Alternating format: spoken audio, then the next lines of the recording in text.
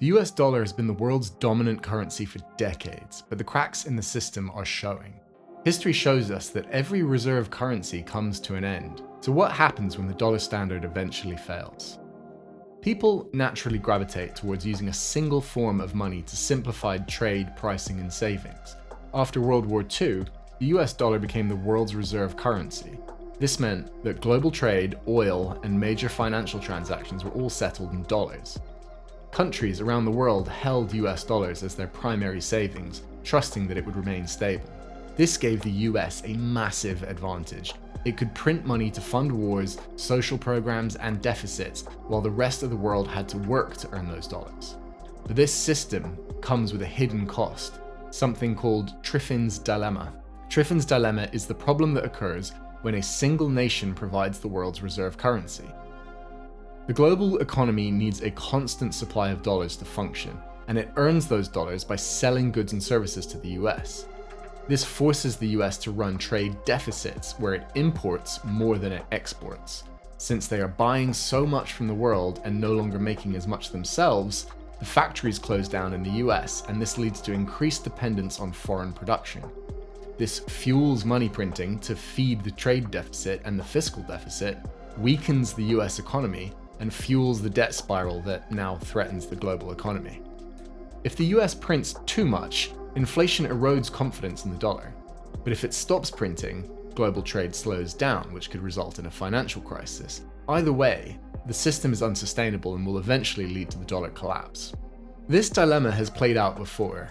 Every global reserve currency in history, the Spanish silver dollar, the British pound, eventually lost its status when the issuing currency accumulated too much debt. Today, the US is in a similar position.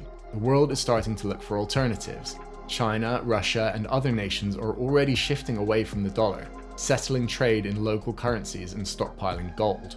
So what could replace the dollar? The ideal global reserve asset should be neutral, stable, and scarce. Historically, gold was the best neutral reserve asset. Nations settled trade balances in gold because no one could print more of it. But gold has major downsides. It's heavy, difficult to transport, and slow to settle in large transactions. That's why the world moved to paper currencies backed by gold, until governments abandoned the gold standard and started printing at will. Bitcoin is digital gold, scarce, decentralized, and beyond government control.